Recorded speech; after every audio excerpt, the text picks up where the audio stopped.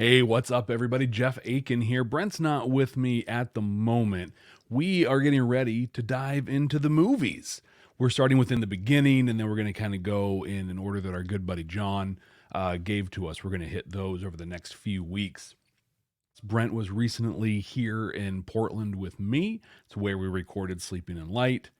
We also watched In the Beginning together. If you want to catch our full unedited reaction to that, it's over on our Patreon, patreon.com/Babylon5First or patreon.com/ Bye, nerds. So you can check that out. We'll have the full, we'll have the YouTube reaction up next week, as well as the full discussion on the movie.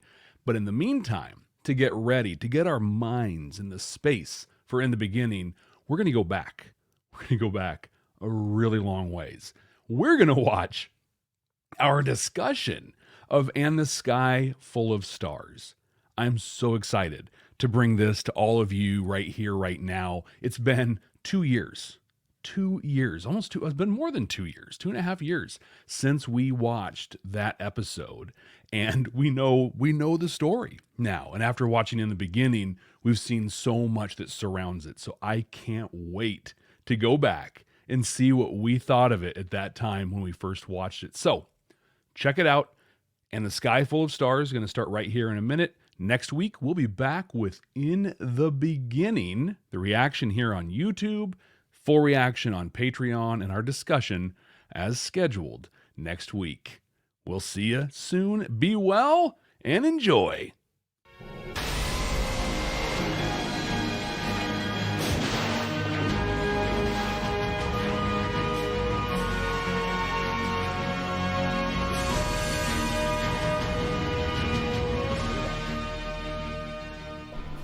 This is my first time.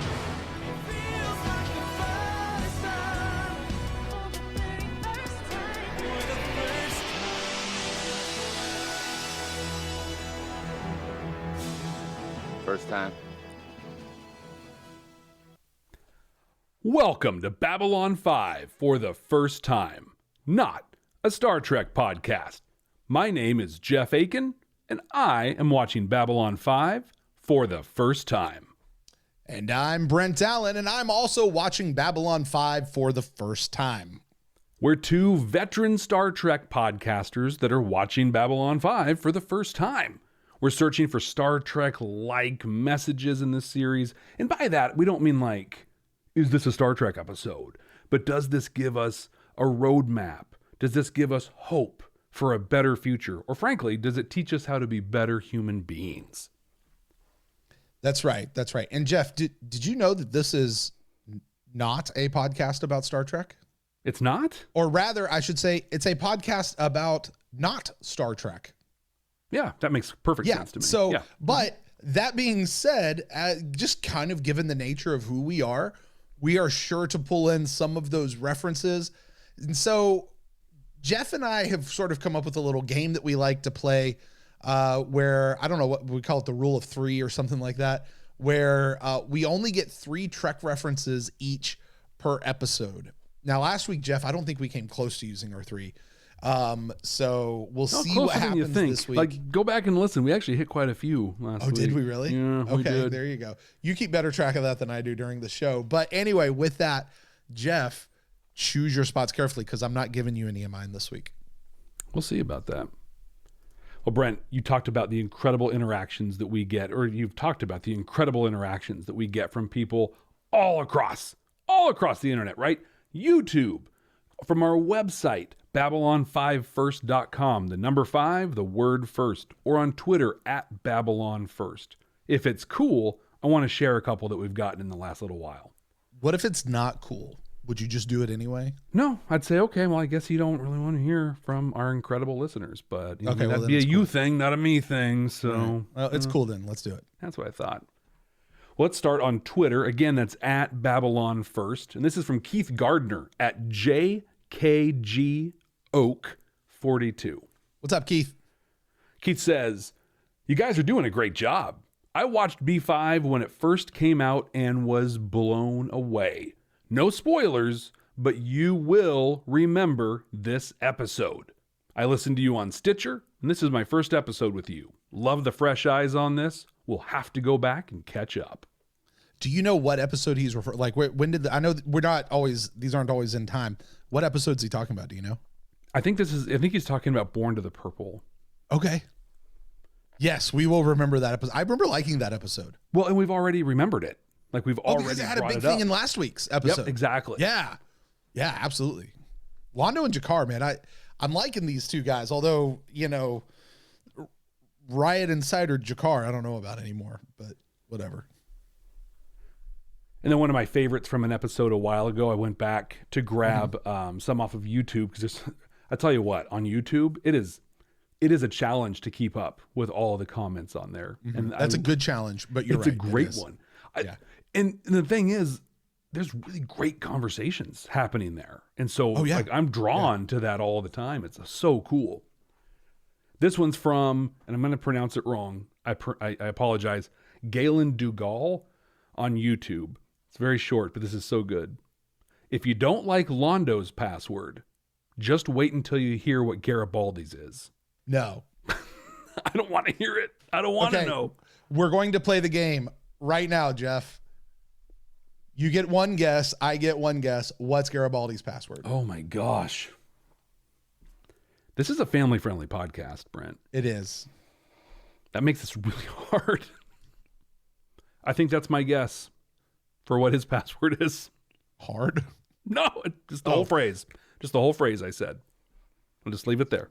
You can 15 seconds back and listen to it again. Gotcha. I mean, it's either his second favorite thing in the universe, which is Duck Dodgers, or it's full on the king from Spaceballs, or President Scrooge from Spaceballs. 1, 2, 3, 4, 5. That kind of password an idiot would have on their luggage. It's amazing. That's the same password I have on my luggage. God, that movie's great. From that same episode on YouTube, yes. Simon Giles hits us with some huge spoiler-free knowledge. Oh, thank you for spoiler-free. Brent, I read this. I lost my mind. So this is back, again, this is all Born to the Purple I'm pulling these from. He says, oh, by the way, it's the same guy who gets thrown across the room by both Kodoth and Trachis. And that actor is Chuck Norris's son. No way. What? Yeah. I missed this comment. What? Isn't that incredible?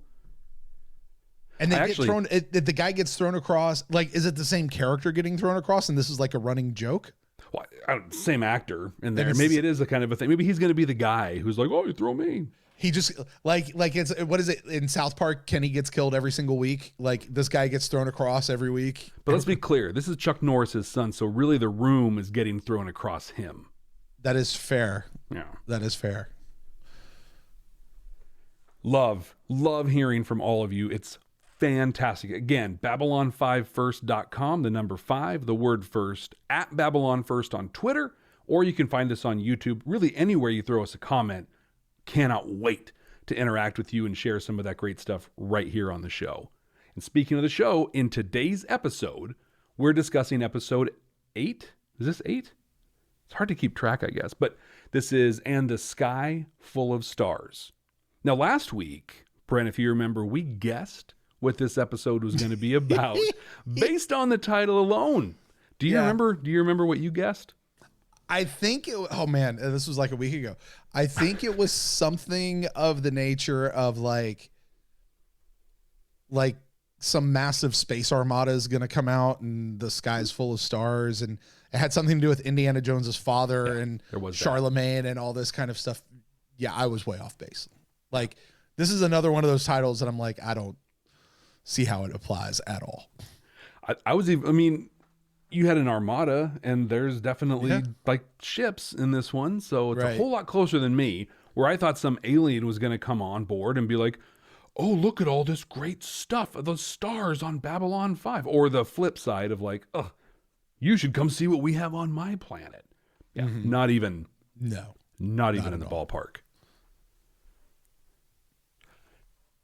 But to find out what it is about, right? For those of you that haven't watched this in like 30 years, those of you watching along with us, or those of you who aren't watching and just listening to our wonderful, beautiful, soothing voices, Brent Allen is going to tell us what this was actually about. Brent, tell us about the episode. Well, it's another week on Babylon 5, which means we're getting some more shady people coming to the station. This time it's a pair of guys who have arrived separately, but they're winking and nodding at each other. But they're winking and nodding at each other, so that definitely means they're up to something. And that something is kidnapping Sinclair and using some kind of a weird mind probe to find out answers to this question. Why did the Minbari pull back during the war at the Battle of the Line? It's some Matrix-like stuff going on inside Sinclair's brain. And while he's reliving those last moments of the war, he's fighting it, something fierce. We learned that Sinclair was in charge of a large platoon of fighters, and they were in a tough spot, getting killed left and right, and Sinclair finally decides to go full-on kamikaze on them. But just before he rams into the Minbari ship, he gets flashy-thinged, and the Minbari pull him into their ship and proceed to torture him, it seems like, for a few days. And we also learned that aboard ship during that time was the Grey Council. You know, that whole thing Delenn was supposed to be a part of. At least that's who we're to assume it is. And that means Delenn was also there, and she had the weird triangle thing on her head that all the rest of them do, and was a big symbol throughout the course of this episode. It's right about then that Sinclair breaks out of the mind probe, and after a brief pew, pew, pew fight where Sinclair thinks he's back in the war still, after he comes to his senses. I'm going to try that one over, Jeff. Yeah, that's cool. It's right about then that Sinclair breaks out of the mind probe, and after a brief pew, pew, pew fight where Sinclair thinks he's back in the war, he finally comes to his senses. And while he tells Delenn otherwise, Sinclair remembers everything this time, where there used to be a hole in his memory. But back with Delenn, one of the Grey Council turns out is lurking in the back of her quarters, because sure, why not? And he's there telling Delenn that if Sinclair remembers so much as an iota, then he must die. So Sinclair's got a big secret he needs to keep, but he's got to find out why and what happened. He has to, Jeff. He has to. He must. He must. He must. Well, I'm going to tell you, Brent, I watched this episode twice, as is my custom, to get ready for this podcast. And my reaction that I had initially is different than the reaction I had after I watched it the second time. But I still really got a lot out of this. But what's interesting on reflection, so here's kind of where I landed after watching it the second time. I love that we know more about what happened at the Battle of the Line, that we got to see it, that we met his, we met the memory of one of his shipmates, soldiers that he flew with. The Tom Riddle from the diary. Mitchell. Yeah, that's who we met. Yeah. I mean, it's exactly, yep. But really, we didn't learn anything new in this. This confirmed everything that we know, and now Sinclair knows everything that we know. He did a log entry that was the cap of this episode. The end was him doing a log entry. It was about, 45 seconds long, I think. You could have listened to that. It gave you everything that happened in this episode. But then we wouldn't have had an episode. Exactly. We had to step through the whole thing, right? And do all this stuff. Right. Now, what the show did for me, though, is I kind of learned a thing about me watching this. And that thing I learned, Brent, I kind of love this show. Like, I felt a real connection to Sinclair. I felt the anxiety and the tension when he was like falling through the corridors, when he was thinking he was back in the war. There's that security guard that came out that he took a shot at. And I felt that. I was just like, oh my gosh. And then you saw like the way they cut with Delenn coming down a hallway while he was, I'm like, oh my gosh, he's going to shoot Delenn. Like, this is going to go. I was so pulled into that the first time I watched this episode that my takeaway was, I love this show. It's great. I do think that 100% of the inspiration for one of my favorite episodes of Deep Space Nine, which is Inquisition, almost all the inspiration for that was from this episode, right? So you had, I think his name was Night Number 2.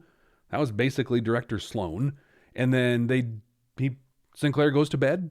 He wakes up in some weird place, just like Bashir did in that episode. And then Sloan messes with him and like gets in his face and tries to get him to admit things or whatever. Just like this Knight gets in Sinclair's head and tries to get him like, and then the overacting, the dramatic overacting by Knight Number 2, who is not, by the way, the super cool guy that actually sat at the helm for Khan in Star Trek 2. How cool was that? We got Joachim or whatever his name was in there. Joachim. Okay, Yeah. that's so cool that it was great that he was in here. Mm-hmm. There's a lot of fun stuff. There's cool stuff to dig into. I'm sure there's more that we'll talk about as we dive in. But Brent, what was your first reaction to this? Yeah, I'm with you. I liked this episode. I did not like this episode as much as I liked last week's episode. Last week's was perfect. So good. But this was a solid move the story down the line. Yes, they could have told us everything in a piece of exposition as a log entry at the end, but that's not how you tell stories on television. You have to show it to them. And they showed it to us. And then told us.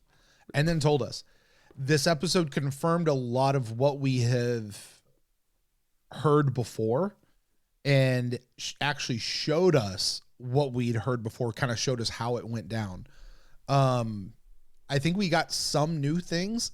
Like, I don't think we knew that Sinclair got pulled into the Minbari ship and tortured for a few days. Or that he tried to ram it. Yeah. Right. We didn't know that Delenn is a Satayan part of the Grey Council, that they had shrouds over their face and weird looking circles with lights and spotlights and all that kind of stuff. This episode got me quite a bit. Like when Sinclair first gets pulled into the mind probe and he's walking around Deep Space Nine and it's empty. Deep Space Nine? I'm sorry. I'm not going to buzz you on 5. that one. That was an honest, that's honest a slip. slip. Yeah. But like he's walking around and everything's empty. And I was like, did he just get transported to like a different Babylon 5? And I said, oh no, maybe he's on like a holodeck. Inquisition, I'm telling you. Yeah, like, maybe he's on a holodeck thing. Yeah. And then I went, oh no, they're in his brain. And when you get to that scene where like the lights are shutting off down the corridor and he's just standing in the one light pool and then the guy pops up in the corner, I'm like, this is fantastic. Like, this is so good. It was just perfect. Like, I loved it. I loved it a lot. But we're also left with a lot more questions. Yeah. You know, and that's what I like. We really didn't get a lot of answers. More confirmation, and then we got more questions. But you mention, and I'll close my opening pieces with this. You mention being more connected to Sinclair, and I think that is spot on for this episode. I have said in previous episodes that for a guy who is supposed to be number one on the call sheet, for the guy who is supposed to be leading the show, I am not connected to my captain, my commander at all. Like, I could care less about this guy right now. I have no attachment to him. This one gave me an attachment to him. Totally. It brought me around to what the heck is going on with Sinclair. It really, the whole piece, and we've said this, I feel like, over the last couple of episodes, that he's got some PTSD from the war. And that's why he's going out doing all these things that he really ought not be. And Garibaldi's been calling him on it. Like, you don't need to be going out there doing that kind of stuff, dude. To see that this is what it's left over. Like when he is a commander sitting there and all of his people get shot down. And then he just goes, okay, I'm ramming this sucker in. And he's full board. Like, this is how he's going to die. Mm-hmm. He has accepted it. This is what he's doing. He's going down with the fight. He's going down with his people, with his crew. and they're all gone. And just before he gets that moment of glory, he gets whisked away. That can mess you up, man. Like, he was ready to go, and now all of a sudden he's alive when he should be dead. And that brings him to what's going on now. And he, you know, you imagine after the war, he's this great savior and hero, the lone survivor of that battle. And, you know, that's how he winds up with this military promotion to the commander of the station. And he's the representative of Earth, and because he's not going to back down. He's a tough fighter, you know, like all that stuff. And the whole time he's just sitting there like, I should be dead. Yeah. I should be dead. Well, and I think in other shows, the Mitchell, right? The Mitchell character there would have been there because he did something nefarious, right? Like, oh, you know, I betrayed them or whatever. And the Knight kept trying to bring that up and make that play. Like, what did you do? What? No, I think that Mitchell just represents what he wishes happened to him. Mitchell went out fighting, and that's how, like you said, Sinclair accepted it, and he now, even 10 years later, wishes that's how he died. But here he is, having to keep going. I really liked how they talked about after the war, when he woke up, found out they had surrendered, and he walked around forever had to talk himself out of strangling every Minbari that he saw. Yeah. Like pure hatred. And I get that. I'm a vet. I never was in war, but I have a lot of friends who have been in war. And you don't just, they signed the treaty? Okay, cool. Everything's fine now. Let's go and sing a song or whatever. No, that stuff sits with you for a long time, if not forever. Yeah. And first of all, thank you for your service, and to all who have served. Thank you. I can imagine. I mean, I feel that on a really stupid level involving sports. I have sports teams that I absolutely abhor. I hate everything about them. I don't like the people who play for them. I don't like people who've played for them in the past. I don't like anything about these organizations. And that carries through like irrationally, I get that irrational. I see somebody in another jersey and I just want to go punch them. Now I don't, because I'm a grown human being with, you know, command functions and centers and things that go, hey, you probably ought not do that. But I ain't gonna lie, it's kind of like the thought's in there. Yeah, the thought's there for sure. For sure. Not at all, I'm sure, what you're just describing or what Sinclair, like on a very minuscule level, it is that. Real quick before we go much further, you mentioned the Knights. And Knight number 1 was Joachim from Wrath of Khan. Yeah. Right? You know, we actually saw him 2 other times in Star Trek. Yep. I'm Did so you know glad that? too, because he got credited for those other ones. Yeah, he didn't get credited for the Wrath of Khan one, which is the one where you recognize him from. Right? But the other one, he was in the Andy Dick episode of Voyager, right? Yep. Where he was one of the Romulans, so you didn't quite see him. But he was also in another season 1 episode of TNG, which was not a great episode, but it's the one where like one group was exploiting another group, kind of basically keeping them hooked on drugs. It was a drug episode. It was the one, right? Season When 1. Tasha Yar's like, drugs feel good, Wesley. Right. Also, we just Right. gotta hit it. I got to hit it, but I'm going to wrap this next one into that one. Okay. Because Knight number 2, because I just had to look him up, a guy named Christopher Neame, we actually saw him twice in Trek as well. Really? He was in the Beowulf episode of Voyager. And then he was in as a Nazi in Enterprise.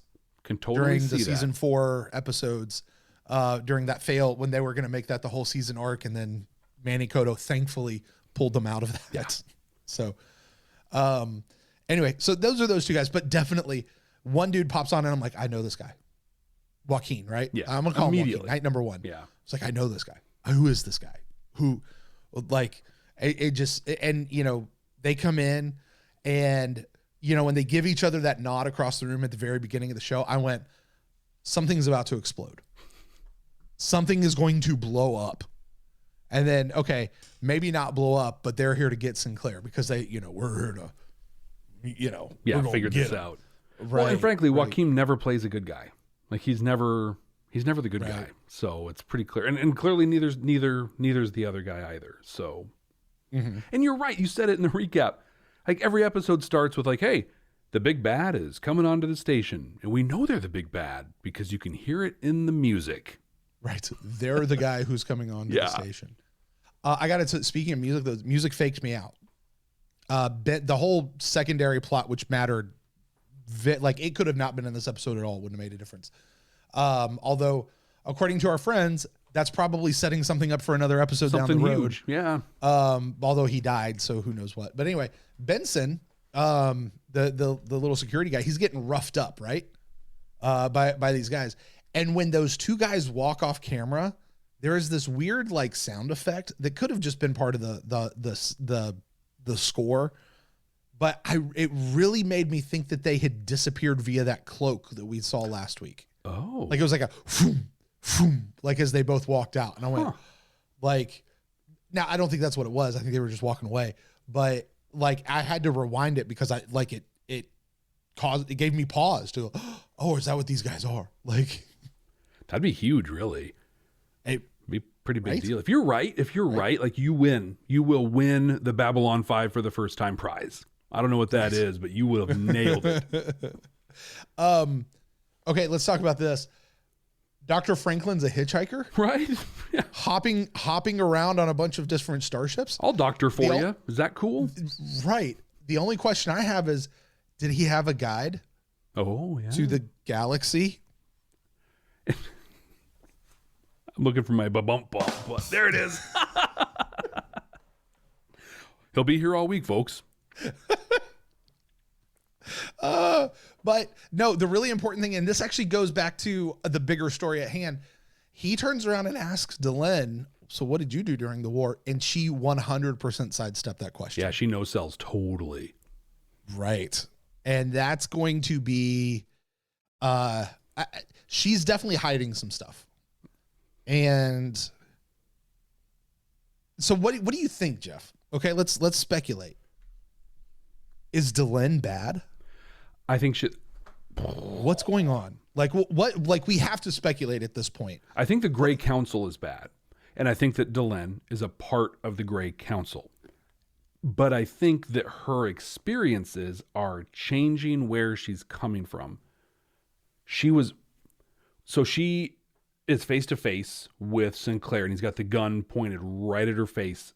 And talking about music and how the soundtrack really worked here. The soundtrack, the blocking of the scene, everything said he was going to shoot her. Like this wasn't going to be the fake out. And I'm just like, it's going to happen. And then he faked out. Really well done scene. But what she kept saying was, I'm your friend. I'm your friend. And I thought one of two things. Either she's seeing the world in a different way and she's going to start breaking from the Grey Council in little ways. We'll see little things. Or second, that was part of the conditioning that they ran Sinclair through. I'm your friend. Yeah. That was my thing. Because I was like, because when he snapped out of it, or maybe this was what snapped him out of it, she said, welcome home. Mm-hmm. And I'm not sure which one happened first. I don't know if he snapped out of it and then she said, welcome home, or if she said, welcome home, and then he snapped out of it. I really don't know. But when she did that, like I went like that, my head immediately went to Winter Soldier. Totally. Yep. Like they've got this dude and she's there to supervise. And when other Grey Council dude popped out of the back, because you always have somebody hanging out in the back room. What was that? And like, with the triangle and the gray eyes. Like he's not even blending in right now. So like, what's your deal? And we know that there's the question has been asked and put before us. What is this Satai doing playing ambassador? Why is she here? She told her assistant, keep this quiet. Do not call me that. She is clearly not in hiding, but she's clearly hiding who she is from everybody else.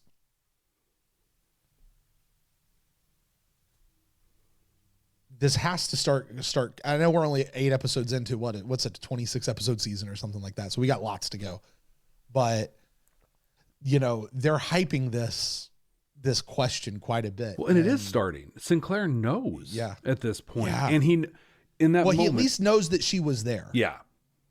Like, he at least knows that. And he knew enough because he was going to shoot her straight in the face. And then she somehow pulled him out of that. And immediately he knew and that he couldn't let her know. Right? Like, he immediately was like, that he had to play stupid. Yeah. Yeah. Yeah. Yeah, I want to believe, right, that Delenn is experiencing things and growing, much like I can assume Sinclair did, where he went from wanting to strangle Minbari every time he saw them to now working in really great harmony with them. I want to believe that's the path that she's on, but I don't have anything to prove one way or the other at this point.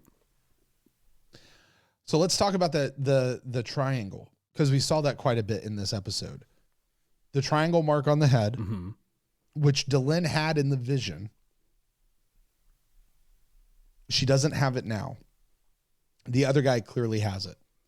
We also saw the triangle in the staff, like the magic staff that they used. Mm-hmm. There was also the triangle in the bonds. Yep, that was holding from. Yeah. He was hanging from a triangle there. And then they actually had a Men in Black flashy thing. Yeah. That was also a triangle that did like the little amulet of Van Helsing from the Monster Squad. I don't know if you've ever seen that movie, but Wolfman's got there you go. But this symbol, this isn't the Deathly Hallows we're talking about here, but this symbol is something. Well, and I think you and I were talking before we started recording about how symbols actually have a meaning in this show. Last week, when Home Guard branded Mayan, that symbol was like a combination of, it's what we now know as the non-binary symbol, right? It's a combination of male and female sort of a thing. That's what we use it for today. Not then. Back then, it would be humanity, just because of male-female, right? Like, yeah. And so they used that triangle so much and so explicitly. Like, they didn't need to have him hanging at all. They made the choice to have him hanging and then had on a triangle. I don't know what that means, but clearly something, because Gray Council dude who lives in her closet had it. Right. Yeah. Right. He very much had the prior of the Ori, which you don't know what that is, Jeff, because you don't watch Stargate. We'll do that after we're done with Babylon 5 here. And you'll find out all about that. You'll find out about your daughter's namesake actress and what all happened there. Anyway, so here's the question, and I feel like one of the knights asked this question. I didn't make the note, but talking about government stuff, and they were asking the question, is there collusion between is there something happening between the Minbari and Earth government or Earth military or something? Because that's ultimately what they wanted to know from Sinclair was he in cahoots with the Minbari, and that's why he got out of there, right? What do we make of this? Because this feels significant. What if there is some sort of collusion and this started out as a plan, right? And they were we're going to put a fifth column in place, and you're going to know about him, and you're going to make choices. Like, you're going to choose to put this guy in charge of Babylon 5, where these things are happening and going on. Everything they said was true. Here's where it gets wild in my head. Earth wants out of that deal. They don't want to continue anymore. Maybe they're not getting what they wanted or whatever. What better way to sever that than to start race wars? And so the Home Guard and these hate groups and the Earth president, Luis Santiago, really uniting everyone. By the way, just to remind us that he was re-elected. Yes. Which means he had been the president for at least a number of years. I don't know how long a term is for Earth presidents in the future, but he had overseen this over the last few years as well. So he made the decision. He wants out. Yeah, he wants out, and then he got reelected, and he's like, all right, let's start mobilizing these hate groups that we've been putting together and whatever, so that then we can get out of this deal with the Minbari. I don't know. That's kind of what you started stepping through that, and I'm like, I think there might be a connection in there, and maybe these two knights are completely right.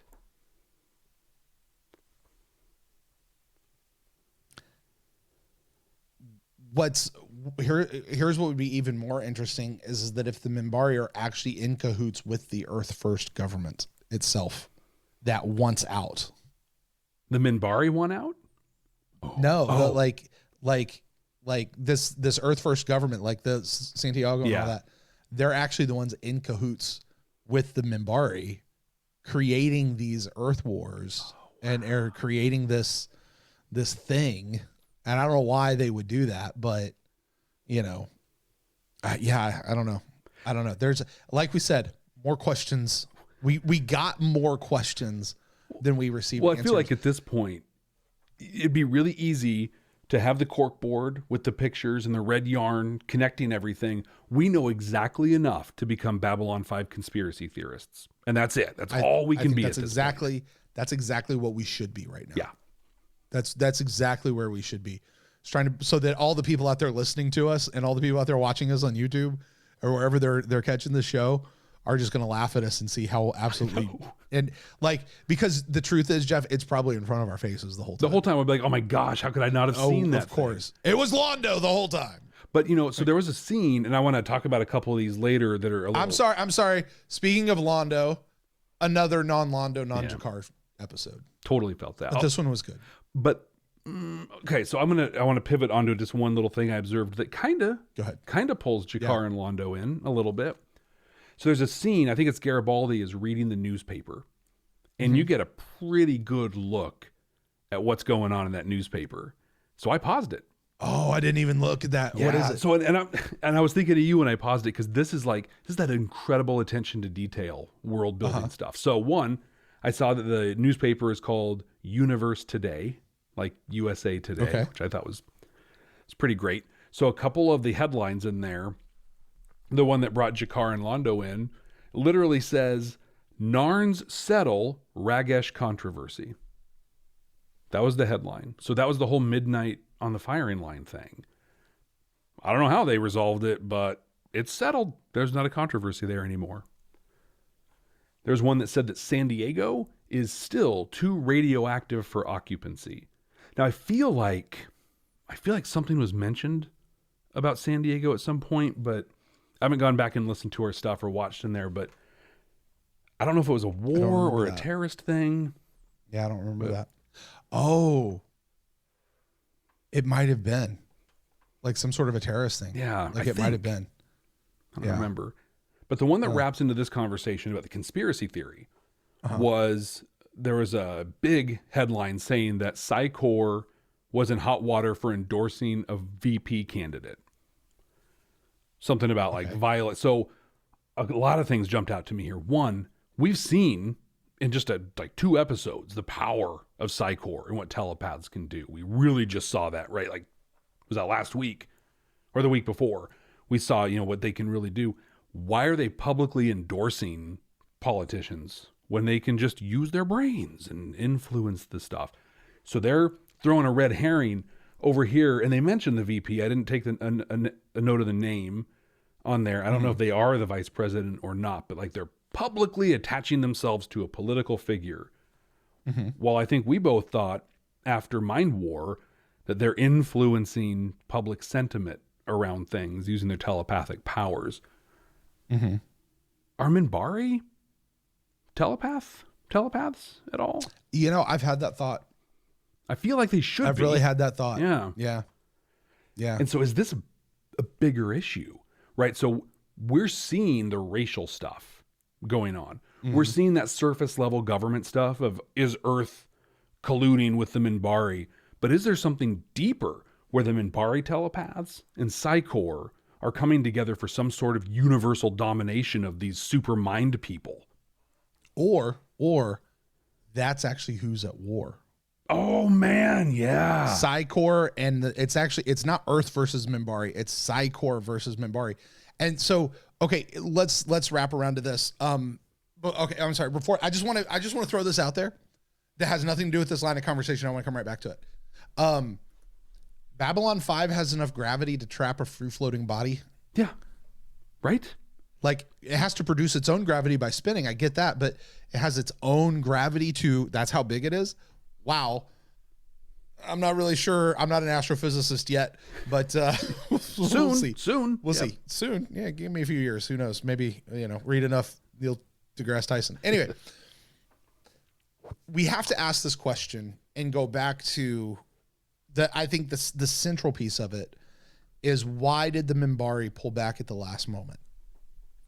I think it's clear now that when the Minbari captured Sinclair, they read his mind, they tortured him, they got him to confess to something, whatever it was that they did, that they wound up wiping his memory. They wiped his memory. I know that in sci-fi world, you can do that with a device. You also can do it as telepath. Mm-hmm. And they have whatever this thingy is, the flashy thing. It's something that they got out of Sinclair that caused them as a whole to pull back. Right? And to bide their time. So I have a new theory. Okay. I want to spin a theory for you.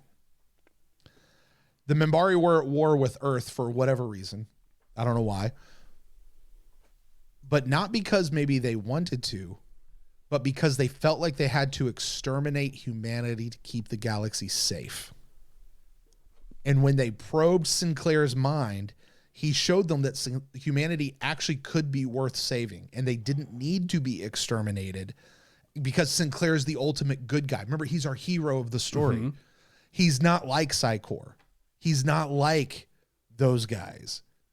Something happened where they said, these guys aren't all bad. And we can't like almost like the Minbari are the ultimate, like good guys. Like, we're going to wipe you out if you're just completely evil. But if there's some hope of good in you, we're going to help you. And so they pull back. And now Delenn, as a Setai, is sent to Babylon 5 to help humanity become what it has the potential to be. That's why she's there. But she can't. It's kind of like, imagine in all our old things, when a god comes to Earth, he can't tell people he's a god. He has to hide out as a human. Mm-hmm. Right? Like, you see that in ancient Greek mythology. You see that in Christianity. You see that in everything. And you see it in all our sci-fi stuff. All of Stargate's kind of the same thing. Well, they don't pretend, but anyway, whatever. So that's what Delenn is doing, is she is almost disguising herself to help them become that's what they're doing. Like, they're kind of not taking the lead role, but they're behind the scenes with Delenn, helping this to help humanity become, as a last best hope for peace. That humanity is the last best hope. So now we're getting into a Star Trek idea. This is a theory. I'm not saying that's what this is. But as a theory, it tracks. It totally tracks. And here's why I think it tracks. We know the Narn don't have telepaths. We know that Jakar was disgusting with Lita Alexander about that. Mm-hmm. And somehow they're going to have to die. Yeah. Right? Jakar and Londo have to die by the end of this show. Well, it's in 20 years. Like, because Londo has seen it. So we already know how that's going to happen. I'm going to assume Centauri aren't telepaths because the entire basis of their political power is having dirt on each other and hiding it and sharing it and whatever. And if they're telepaths, well, that's out the window. So Minbari, we're calling it here, they're telepaths. According to Jeff and Brent, that's what they are. They meet humanity and they've got telepaths, and they're like, no, we went through centuries, right, to learn the discipline and the rules and the whatever to keep this safe. You're just the Wild West of telepaths. You're gone. You're going to destroy everything. Yeah. We saw in with Ironheart, we saw the potential for humanity is. So they're going to put a stop to that. I love, though, that Sinclair, that makes so much sense. He's the paragon of humanity. Yes, we can make something out of this, but they're going to need guidance. They're going to need help. Mm-hmm. And that's Delenn's job. Yeah. I'm in. And that's why she's there. That's what she's doing. And that's why she can't tell them what she knows. So anyway, like I said, that said, though, just my theory. Here's my one hole. My one hole. Okay. There's a lot of holes because I have the biggest hole at the end of this. Okay. Yeah. Well, the big thing there is if him knowing what happened means they have to kill him, like, wouldn't it just be kill them all? Like, don't just kill Sinclair. Oh, if he finds out about it, we're going to kill them all. Mm-hmm.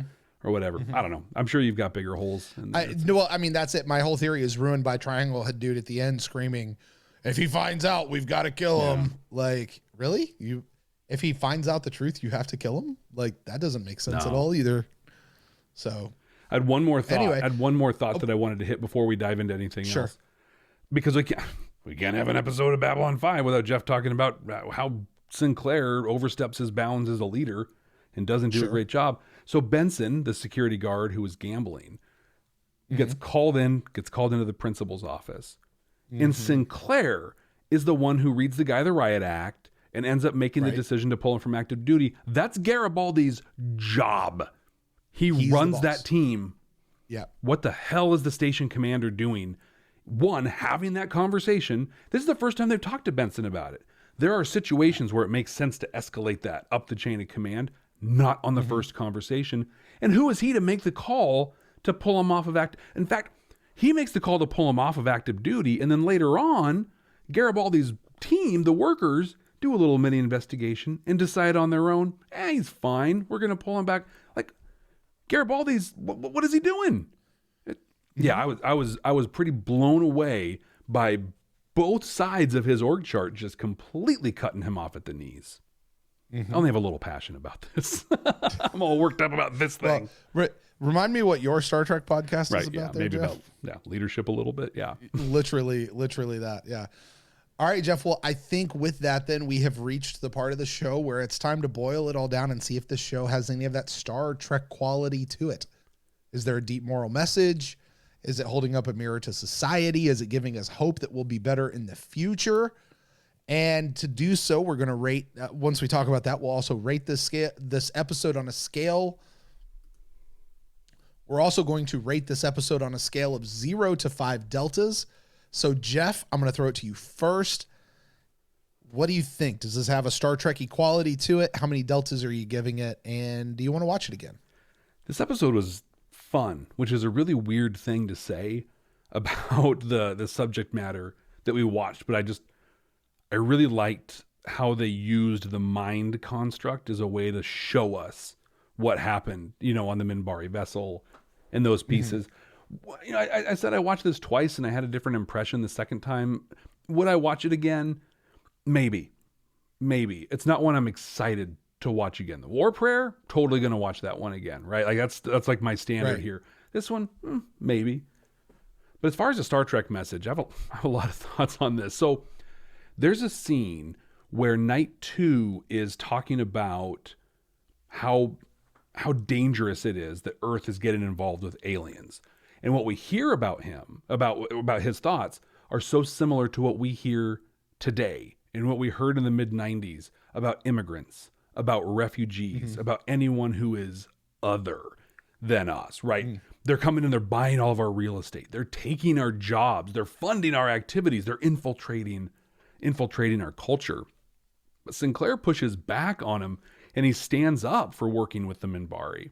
And I think, to your point about him being the paragon of humanity, through the last couple episodes, we've seen Sinclair has become the model of anti-racism. He's straight up calling people out on it, and he's using his lived experience through trauma, like the trauma of being in war. He's using that to maintain peace and respectful, relationships with all the other species. I could see that flip at some point, though, where he does decide, oh my gosh, you're right, they are horrible. I do want to strangle them again. But at this point, he's doing great. The single thing in this whole episode that really stood out to me on this, though, was that understandable hatred that he had in there because of the PTSD that we've talked about. But I think that his feelings line up in a weird way with Home Guard and the other hate groups in there. I see Sinclair's path going in one of two directions. One, what we're seeing him do. He's leading against all this hate, and he's going to be the example of what it looks like to build collaboration and respect and all those great things. Or he's going to flip.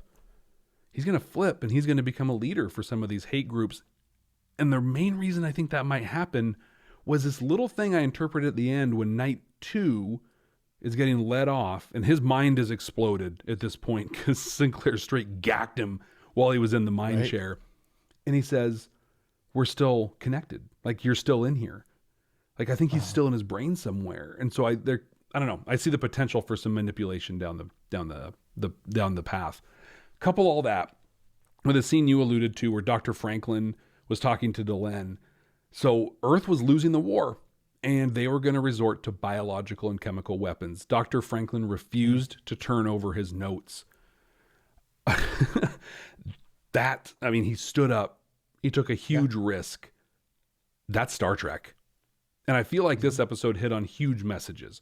Refusing to go with the flow when that flow is hateful and it's killing people. I mean, that's really the thing. That's what Sinclair's been doing. That's what Dr. Franklin did before. I'm going to give this one 4 deltas. Whoa. Yeah. I only had it at 3. It was the second viewing that took me to 4, where I'm just like, wow, this really, because what you painted in your conspiracy theory, but also we saw that like Sinclair is not going to allow these things to happen, period. Yeah. And then we have that example of Dr. Franklin putting his career on the line. That's why he ended up hitchhiking, right? Because he's like, I'm out. I'm not going to play this game. I'm not going to give you my data if it's going to kill someone. And to me, that's the roadmap to a better future. That's what we think of as Star Trek. What about you? So I want to keep talking about that scene that you had right there with Dr. Franklin. The line that he used is he says, I took an oath that says all life is sacred. There's literally not a more Star Trek message than that one line right there. If you want to wrap up the entirety of the Gene Roddenberry vision of the future, it is that all life is sacred. By the way, the look that Delenn gave to Dr. Franklin after he said that was telling. Some people could interpret it as, oh, you're so precious. Oh, bless your little heart. They could interpret it as that. Others could be like, there's hope for you. Yes. That's the way to be. I think about your conspiracy which I theory. think actually fits in my theory a whole lot. She's like, more. It's not just Sinclair, it's you too. Exactly. And she's like, yes, we're doing the right thing. So there's that. You can't get more Star Trek than that. There's also another great line that Sinclair says earlier about Benson. And it applies to everything else, right? Which, by the way, I think that all life is sacred line, saying that to Delenn, I feel like that's going to come back and have ripple effects when we find out what actually happened that day with the Grey Council, because all life is sacred. Yeah. Why did they pull back? Because all life is sacred. Like that idea, I think, is going to come back. That's why. This one I don't know is going to come back, but I still found it a very Star Trek-y thing. He says this: the innocent lie because they're going to be blamed. They're scared they're going to be blamed for something they didn't do. And the guilty lie because they have no other choice. Now, what I wish he would have said there, I think this would have been more poetic, is the innocent lie because they're scared they're going to be blamed for something they didn't do. The guilty lie because they are scared they're going to be blamed for something they did do. That's the way I feel like that line should have been written. Yeah. Whatever. But I think that's such an insightful idea. Like, I could hear Captain Picard saying that. Like, oh, sir, he's lying. He's lying. Yes, he's lying because he's either scared that he's going to get blamed for something he didn't actually do. Like, I'm not gonna throw the book at you for lying. It's why are you lying? That's what really matters. Like, that feels very Star Trek to me. So that's 2 pieces. So for that, I'm going to give this one actually only 2 deltas. I didn't think it was that Star Trek of an episode because those were just 2 sort of side bits. I feel like my theory is far more Star Trek than what this episode was. And if my theory pans out, I reserve the right to come back and change my rating on this particular episode. But given what we know right now, the rest of the episode to me was a good sci-fi show. This would have been an episode of Star Trek that's not very Star Trek to me. I think this was JMS wrote this episode. So this was a move the ball down the court kind of an episode that they did. And I wonder, like, I really wonder, does JMS write those episodes that move the ball down the court and then he lets the guest writers come in to do the others? At least through the first season. Like, I don't know. I'm just guessing. It's possible. We'll see. People out there listening, they know. Or some of them do. Yeah. Anyway, Don't tell us. Don't tell us. Yeah, just don't tell us. We'll figure it out when we get there. But so I give it 2. Would I watch this one again? Yes, I would watch this one again. Am I going to sit down and just put it on for funsies because I got 45 minutes to kill? No. Right now, I'm going back to the War Prayer for that one, or maybe even Born to the Purple because I like that episode quite a bit as well. So, yeah, Jeff. Yeah. I give it 2 deltas. I think that speaks a lot because I know I've scored a couple of episodes based on my optimism or lack thereof of what's going to happen in the future. Star Trek lets us come from such a place of privilege that up until recently, everything was done. Like, we knew all the stories they told, and we could look back and say, yeah, this episode seems like it kind of, missed the mark or whatever, but it pays off. Like, we knew all those connections. And so we could go back through the series and rate everything pretty fairly and objectively. We have no idea where this stuff is leading. So in the moment, it might look like it's really great, but it actually leads to something that's or vice versa. We just don't know. Well, Brent, that's it. That is Sky Full of Stars. Next week, so we like to play this game. We've been asking you to not share any spoilers with us, and thank you so much for not. I mean, you have no idea how much it means to us that you're helping us actually view this for the first time. But part of that is we don't do any pre-research. We don't dive into things or learn anything about it. We literally look at the name of the next episode, and then we guess what it's going to be about. So, Brent, what do you think Death Walker is going to be about? This sounds like Soul Hunter. Death Walker, Soul Hunter. Is this Soul Hunter Part 2? Oh my gosh. No. Please let it not be. That's my prediction. That's my prediction. This is Soul Hunter Part 2. Maybe it's a different species. These are Death Walkers and those were Soul Hunters. I don't know. But this sounds so much like Soul Hunter. I'm calling it Soul Hunter Part 2. I feel like they come back. Oh God, it's too soon. Too soon. I feel like between Soul Hunter and Death Walker, like they're trying to help Slayer with their track listing for a new record. So I think this is going to be the episode that we thought Infection was going to be. So I think there's going to be like a doctor, scientist, somebody who comes on as in the med lab, infects patient 0, who then becomes a Death Walker. And here's the twist. Here's the twist on it. The plague or the disease or whatever only targets aliens, not humans. Ooh. I'll give you kind of on what you're saying there. Space zombies. Yeah. Yes. That's where the show's going. Yeah. Space zombies. Isn't that kind of what Soul Hunter is? I feel like it's got to connect back. I don't know that it's the Soul Hunters. I just feel like they might make an appearance in this episode. Oh, man. And it's going to be connected. I hope not. I don't think our two things are mutually exclusive. Okay. We could both be right. That's what I mean. I don't think that we're necessarily mutually exclusive. We're going to go from hitting in the opposite direction of the bullseye to both at least hitting the board. Right. We just came at it from 2 different angles, but we got there. Well, we'll find out right here next week. Thank you so much for joining us. Don't forget to subscribe wherever you're listening and give us that star. Give us the thumbs up in your podcast, your podcast app you're listening to. And everybody's got an Apple ID. Brent, I found out this week. Do you know where people can listen to us? Where? I didn't even know that this was possible. They can listen to us on the Audible app. What? The Audible, you know those audiobooks that you like to listen to as well? Yeah. You can listen to Babylon 5 for the first time. Sorry, Babylon 1st is our Twitter handle. You can listen to Babylon 5 for the first time on Audible. And if you like, you can leave us a rating and review on Audible. What? How cool is that? Yeah. There you go. There's so many cool places you can check us out. And we're so thankful that you do. Share the word, spread it, tell people that we're out there. We appreciate you more than you can possibly know. And until next time, I must find out.